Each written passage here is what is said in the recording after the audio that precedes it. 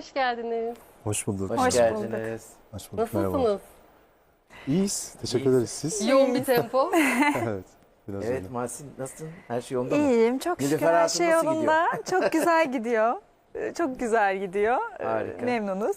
Nasıl bir yıl geçti senin için Türkiye'de ve sette?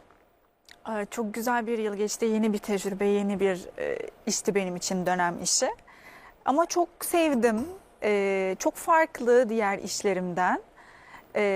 Ama hem karakteri, Nilüfer Hatun'u da çok sevdim. Bizim dizi ortamımız da çok güzel. Atmosferi de çok güzel. O yüzden benim için çok özeldi.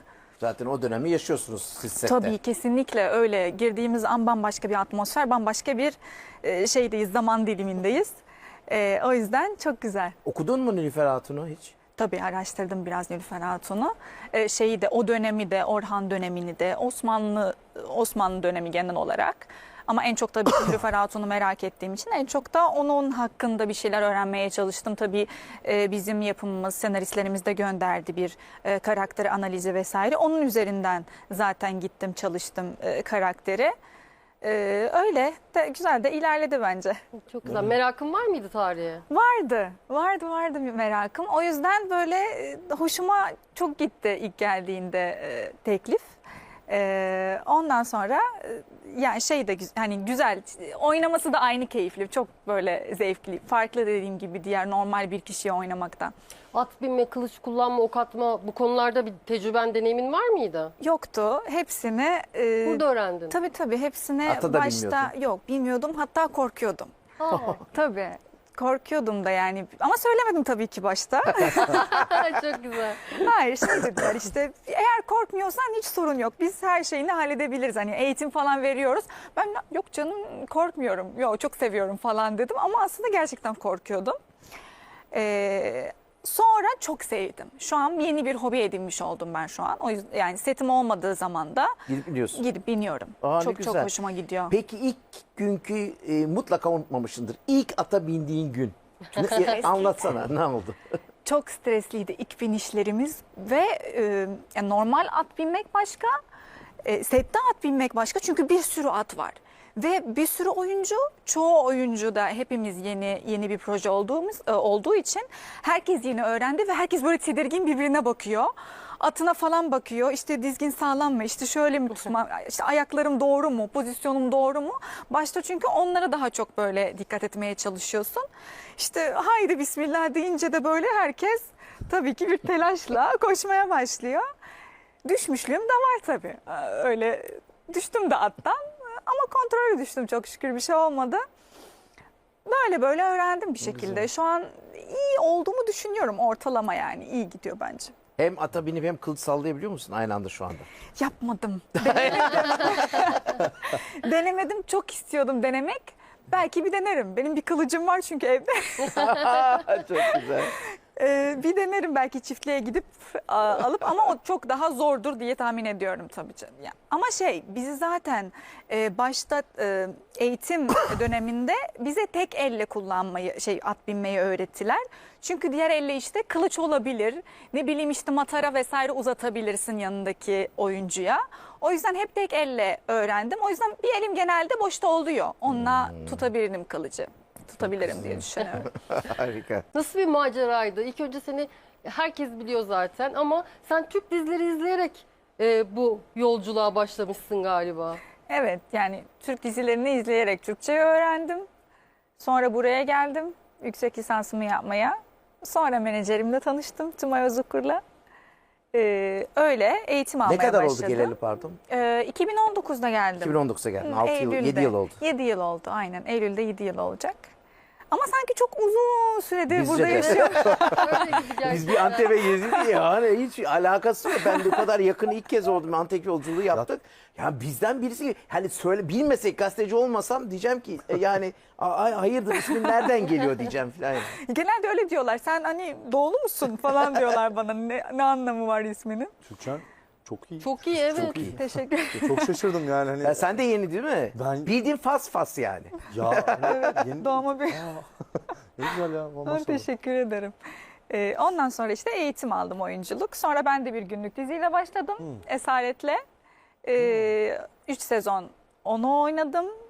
Sonra hemen şey oldu. Kuruluş Orhan oldu. Çok da güzel oldu. Bu Esaret bence senin bir şansındı. Çünkü Kesinlikle, günlük dizinin kesinlikle. temposu ve günlük bu kadar alışman oyunculuğunu pekiştirmiştir. Ezberini, Türkçenin her şeyini Kesinlikle pekiştirmiştir. çok doğru. Çok doğru. Ben de öyle Bir de 3 düşünüyorum. sezon diyorsun. 3 sezon çok inanılmaz bir antrenman, oyunculuk. Hani her gün Evet. gün kamera karşısına geçmek, bir de dediğiniz gibi temposu çok hani inanılmaz.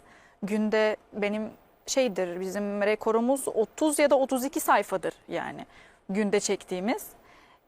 Her gün yani ortalama 20-25 sayfa ezber yapıyordum. Tabii ilk başlarken bu kadar düzgün değildi Türkçem. Ama işte ezber yapa yapa çok inanılmaz da gelişti benim ezber kabiliyetim. Şu an çok hızlı ezber yapabiliyorum. Güzel bir şey. O Çok yüzden kitap evet. okudun mu, çok mu dizi izledin? Çok dizi izledim, çok film izledim. Kitap Türkçem düzelince ve biraz daha hakim olunca okumaya başladım. Çünkü Yoksa okuduğunu evet, anlamak için. anlamak için. Biraz sıkılıyordum başta, bir denedim ama daha çok böyle olaylı olduğu için diziler ve filmler daha çok ilgimi çekiyordu. İşte müzik falan, bütün bunlar böyle. 2019'a gelene kadar Türkiye ile ilgili hiçbir şeyin var mıydı? Yani mesela istiyor muydun? Üniversiteyi okuyacağım dedin mi? Oyunculuğu bir kere yoktu hayatında. Öyle değil Yoktu, mi? tabii yoktu. Ama şöyle, dizileri ben 2015-2016'da izlemeye başladım. Lise son. Son 2 lise senem. Çok izlemeye başlamıştım. Sonra üniversiteye geçtim. Ben medya iletişim okudum Fas'ta. Orada tesadüfen üniversitenin içinde 2 tane Türk kıza denk geliyorum. Böyle duyuyorum konuşurken, yanlarına gittim. İşte ben de Türkçe öğrenmek istiyorum. İşte şunu biliyorum, nasılsın biliyorum. İşte benim adım Masim falan. Bu kadardı çünkü Türkçem. Ondan sonra işte onlar beni orada bir eğitim enstitüye yönlendirdiler. Türkçe öğreten bir enstitü, Yunus Emre diye, hatta Türkiye'ye bağlı diye Evet, biliyorum. evet. Tabii. İşte orada ben birkaç seviye aldım. A1'i aldım, A2'yi aldım. Okudum yani. Yani Güzel. kurallarını biliyorum Çok o yüzden. güzel. O güzel oldu. Sonra ben bir seviye tespit sınavına girmiştim. Çünkü çok kalıyordum sınıftakilere. Biraz fazla biliyorum onlara göre. Çok hoş durmuyordu, çok ukala duruyordu. Seviye tespit sınavına girince de galiba B2 seviyesini mi ne yapmıştım ve sınıf yoktu B2'nin. Hani tek başımaydım. O yüzden devam etmemiştim. Ama öğrendiğim için de biraz orada çevirmenlik yapmaya başladım. Yani aslında Türkiye ile ilişkim böyle başladı. Orada çevirmenlik yaparken ben üniversite fuarında çevirmenlik yapıyordum. Üniversitedeki kişilerle tanışıyorum. Ondan sonra mezun olunca da buradan bir üniversiteden iş teklifi alıyorum. Ben de zaten yüksek lisansımı devam etmek istediğim için kabul ediyorum. Geliyorum. Hangi yüksek üniversiteye lisans. gidiyorsun? Nişantaşı Üniversitesi. Çok güzel. Ne üzerine eğitim aldın? Medya iletişim okudum Fas'ta. Yüksek Burada burada. siyaset bilimi, uluslararası ilişkiler.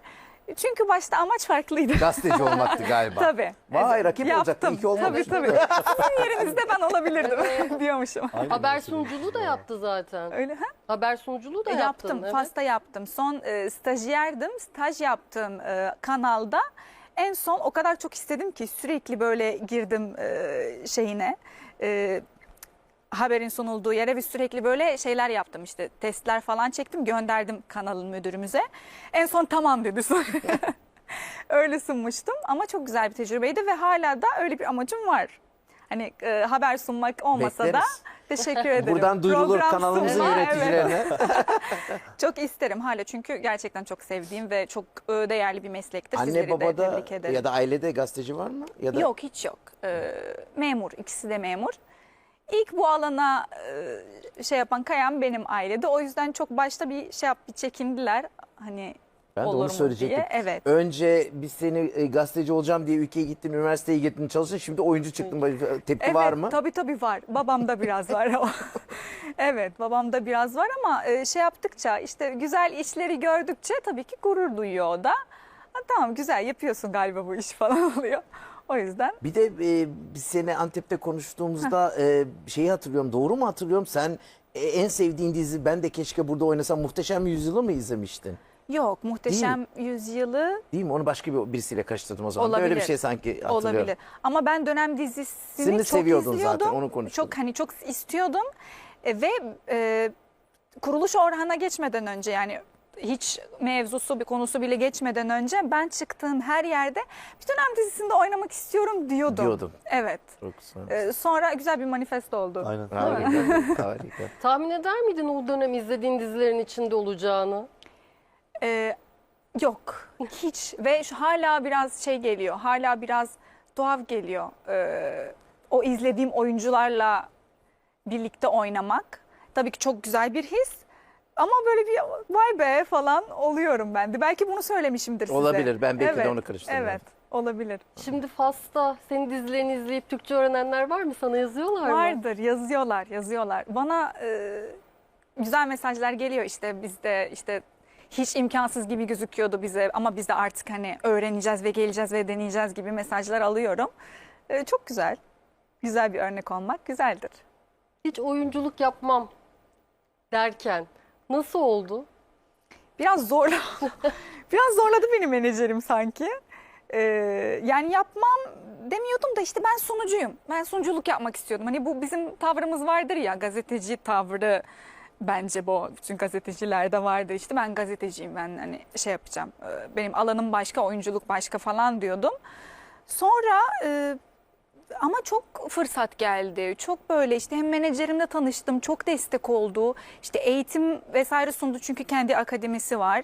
Bu kadar da fırsat gelince hani değerlendirmek lazım, yoksa hani demek ki bir Allah'ın bir bildiği vardı da böyle şeyler sunuyor, hani böyle şeylerle geliyor karşıma. İşaretler. Evet, işaretler. O yüzden ben de dedim ki değerlendireyim. Çok böyle şey yapmadım. Çok zorlamadım ben oyunculuğu. Böyle rahat rahat, yavaş yavaş da gidiyor bence. Şu an çok hızlı bir Yo, bence gayet şeyde güzel değilim. ve iyi projelerle gidiyor. İnşallah yolun Güzel açık olsun. gidiyor. Çok Bu teşekkür şekilde ederim. devam etsin. Çok teşekkür ederim. Mert Yazıcıoğlu'yla nasıl uyumu yakaladınız mı? Yakaladık diye düşünüyorum. Siz izliyorsunuz, nasıl yakaladık mı? Yakaladınız. Güzel Çok mi? iyi yakaladınız. Evet. Ben Mert'i ekstra çok seviyorum zaten. Dizide de sizin inanılmaz derecede şey, yani sen mesela böyle şimdi seninle konuşuyoruz ya, dizide bambaşkasın. Gerçekten sen yılların Evet. oyuncusu gibisin. Yani. Teşekkür ederim. Hayır çünkü Çok şey sağ olun. yani alakası yok. Yani Nilüfer Hatun'sun, bayağı Nilüfer Hatun'sun. Yani tanımıyorum ama gibi bayağı, yani Mahisin değilsin yani. Orada başka bir oyuncusun yani. Ben çok teşekkür ederim. Çok güzel gidiyor yani. Mert'le bence de güzel bir uyum yakaladık. Sette de öyleyiz zaten. Güzel, tatlı bir oyuncu kadromuz var zaten. Evet herkes çok iyi. Herkes çok güzel. Çok fazla genç var. Evet. İşte Bennu ablamız falan var mesela. Hani onu da çok Tabii seviyoruz. Barış var. Tabii Barış kadro abi falan. var. Çok Burak güzel bir Sergen kadro. vardı bir Tabii, ara. tabii, Efsane tabii. isimler var yani. Çok güzeldi kadromuz ve hepimiz çok güzel anlaştık. Gerçekten Mert'in de dediği gibi bir aile gibi oluyor insan bir yerden sonra sette. Ekip olsun, hatta işte ilk geldiğimde Mert dedi sizin çok güzel bir ekibiniz varmış diye duydum dedi. Öyle, gerçekten çok güzel bir ekibimiz var. Güzeldi ama işte final kararı Evet. verdik maalesef. Hayırlısı böyleymiş demek. Ama en azından çok güzel bir sezon geçirdik biz beraber. Kesinlikle. Peki Fas'tayken Türkiye'yi dizi ya da film izlediğinde en beğendiğin karakterler, oyuncular kimler, kadın erkekte? Şu an çok zor bunu. Çok zor. Aklıma kimler ya Kıvanç Tatlıtuğ mesela, Beren Saat, çünkü Aşk-ı Memnu'yu izledik. Ondan sonra başka kim? Ya ben çok bir de yaz dizisi izledim. Bütün işte bizim şu anki işte Demet Özdemir, Barış Arduç, bunların hepsini çok seviyordum Romantik aşk film. onlar bana daha çok, çünkü lise zamanımdı. Evet, daha çok evet. dikkatimi Tabii, değil mi? çekiyordu ve çok güzel bir yaz dizisi konsepti vardı o dönem. Aynen. Çok fazla yaz dizisi çıkıyordu. Hepsi de çok tatlıydı Çok ve fazla ilgi yaz çekiciydi. filmi de çıktı. Romantik Evet, komediler evet, çıktı. romantik komediler işte çıktı ve hepsi çok tatlıydı. Onları da seviyordum. Şu an başka bakıyorum. O zaman başka bakıyordum. Değil mi? Şu an başka bakıyorum. Ama çok bütün yani bence Türk oyuncuların oyunculuğu çok güzel ve çok değerli buluyorum. Yani bana çok inandırıcı geliyor. Zaten beni çeken de o oldu ki ben Türkçe öğrendim ve buraya geldim, sonra da oyuncu oldum. Hepsini de başarılı buluyorum gerçekten. Sektör olarak da çok başarılı buluyorum. Dizilerimiz işte dünyada Amerika ile Hollywood'la şu an kafa kafaya zaten. Tabii ki, evet. O yüzden de ben de dünyada birçok ülkeye gittiğimde Türk dediğinde mutlaka bir Türk karakteri ya da Türkçe bir kelimeyle giriyorlar. Yani bu kasadaki ya markette kasadaki hanım da aynı şeyi yapıyor. Kesinlikle. Oteldeki resepsiyondaki çocuk da aynı tepki gösteriyor. Çok ilginç bir durumdayız. Eskiden bizim böyle gıpta yaptığımız şeyler şu anda bize yapınca böyle insan bir heyecanlanıyor. Benim Hollanda'da, Amsterdam'da taksiye bindiğinde Mısırlı bize inanmadı benim Kenan İmirzalıoğlu'nu tanıdığımı. Ve Kenan'ı ben aradım. Kenan'la görüştüğümde adam kaza yapıyordu. Sağa çekti. Çığlık çığlığa sağa çekti. Eşini aradı. Ve eşine diyor ki inanamazsın falan diye kadın bayıldı karşı tarafa. Çok ilginçti yani Mısırlı bir taksi. Hiç unutmuyorum onu. Yani o yüzden de bambaşka bir noktadayız. Yani şimdi bunu başka bir Hollywood starına falan yaptıklarında bizim Türkiye'de herkes heyecanlanır olurdu. Tabii evet. Hocam, Ama gurur aynı verici bir durumdayız. şeyler. Çok gurur verici bence de. Şimdi ikinizin de işleri yurt dışında yayınlanıyor. Evet. Prime Time'da yayınlanıyor abi. 140 ülkede Tabii. kuruluş yayınlanıyor. Yanıyor, evet öyle. Siz nasıl tepkiler alıyorsunuz yurt dışına çıktığınızda? Yani ben daha çok o tarafa gidemedim. Brezilya olsun, işte Amerika olsun vesaire. Daha oralardan çok izleniyoruz. İzleniyorduk da işte ben dizisindeyken, günlük dizisindeyken güzel tepkiler alıyorum. Fas'a gittiğimde ben genelde bilmiyorum neden ama ben tanımıyorum. Normal mazim çok farklı geliyor insanlara. Çok zor tanıyorlar beni mesela. Yani daha önceki dizimde de aynı şekildeydi. Sen Hira'ydı benim karakterin adı. Bayağı böyle buradaki insanlardan bahsediyorum ve çok izleyen insanlardan bahsediyorum. İşte sen oyuncu olabilir misin falan diye böyle. Ama baktığımızdan sonra çok izliyor çıkıyor yani o kişi. Ben her gün sizi izliyorum falan ama çok farklısınız aslında diyor bana. Kostümle alakalı falan olabilir mi? Olabilir. Normalde ama günlük kostümde ona şaşırıyorum ben. Şimdi bundan önceki dizi. Bundan Günlük önceki izliyorum. normal giyiniyordum ama demek ki ekranda farklı çıkıyorum. Gerçekte farklıyım. Ben bir şey söyleyeyim mi sana? Ben biraz önce abartma. Ben seni daha önceki dizini izlemedim. Kuruluşta seni ilk izledim. Sen Nilüfer Hatun'da gerçekten çok farklısın. Farklıyım. Yani ben seni bilmesem ben de seni görsem sokakta Değil tanımam mi? yani. O yüzden de nasıl bilmiyorum oluyor ama öyle. Şimdi günlük dizini bilmiyorum tabii. Belki de öyle bir ayrı vibe'ın var. Olabilir, Ekrandaki evet. ışığın çok farklı. Normalde çok Bence farklı. öyle bir şeyim var. Çünkü galiba yani genelde işte tanıdıkları zaman da çok zor tanıyorlar. Güzel bir şey bence. Ve bence hiç kötü bir şey değil. Değil mi? Daha iyi. Bence de Hayır, güzel bir bazı şey. yerlerde işine yarayacak, bazı yerlerde de Evet, olacak. evet. Neyse karakterin adını söylediğinde pasaporttan geçer. Evet. Lazım olduğu zaman sen gözüne Kullanacağım. sokarsın. Evet. Biz daha çıkamadık yurt dışına. İşte bakalım hani biz de göreceğiz. Yani bu yaz çünkü tatil yapmadığımız için Doğru. Tabii. sadece oluyor. Yabancıların olduğu kesimler oluyor. İşte bazı gittiğimiz yerlerde falan. Türkçesi yok ama geliyor abi Sefa falan söylüyor böyle bir şeyler. İşte fotoğraf çekilelim gibi şeyler oluyor bazen. Ama yani yurt dışındaki insanlar talep çok fazla. Evet. Yani Abi çok şu anda çok takip 40 ediyorlar. ülkeye satıldı. Hatta 40'ı geçmiştir şu anda. En son bildiğim rakam oydu. Mutlaka o ülkelerden birisine gitti. Evet, yani, aynen. Dolaş bu Hemen sokaklarda. tanırlar. Yani Değil mi? bakalım. Nilüfer Hatun çok heybetli gözüküyor ya o kıyafetlerle. Seni görünce Çok çok Bağdaştıramıyor farklı. Şu an olabilirler. ben de izlerken ne kadar farklı çıkmışım diyebiliyorum kendime. Gerçekten çok farklı o kıyafetle, başlık. Farklı yani. Ama çok güzel bir his. Yani. güzel ailen bir çok his. sık geliyor mu buraya? Hiç gelmediler. Evet. Vallahi hiç gelmediler. Niye Türkiye boykot mu ediyor? Hayır çok üşengeçler. Çok Yani ben genelde çalıştığım için sen çalışırken gelmeyelim diyorlar zaten. Hani kim gezdirecek ki bizi? Kimle oturacağız? Çünkü gerçekten hani yoğun bir şekilde çalışıyoruz ve Türkçeleri yok, bilmiyorlar. İlk defa gelecekler. Benim olmam gerekiyor. Sonra benim işim bittiğimde ben işte tatil dönemine girdiğimde genelde bugüne kadar hep 1,5 ay, 2 ay oldu falan maksimum. O zaman da oluyorlar ama herkes seni görmek istiyor sen gel.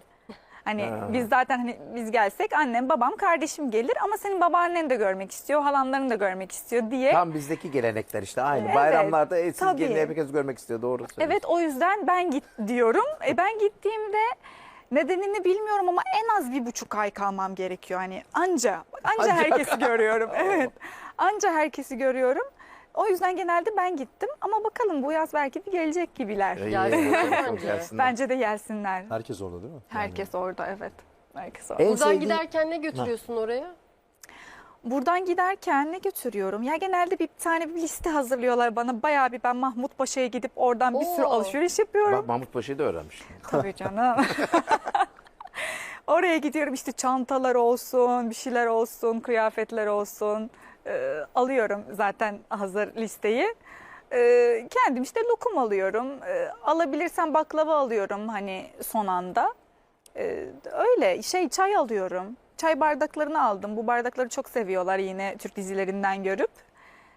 Türk kahvesi alıyorum, cezve falan alıyorum. Öyle şeyler Çok alıyorum. güzel. Evet. En sevdiğin yemek? Ne? Türkiye'de mi? Evet.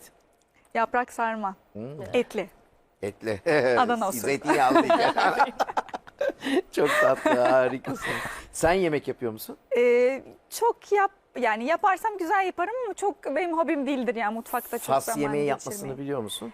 Yapsam yaparım ama yapmıyorum. Yapmıyorum. Hayır mesela misafir Yapmıyorum. geldiğinde Yapmıyorum. acaba diyorum bu da bizim Yapmadım ya Yapmadın. bugüne kadar maalesef. Arkadaşlarım da çok şikayetçidir benim yani o konuda. Ama hani çok malzemem de yok. Hani belirli bir şeyler baharatlar var. falan. Evet. Onlar da yok. O yüzden ben de onları bahane edip yapmıyorum.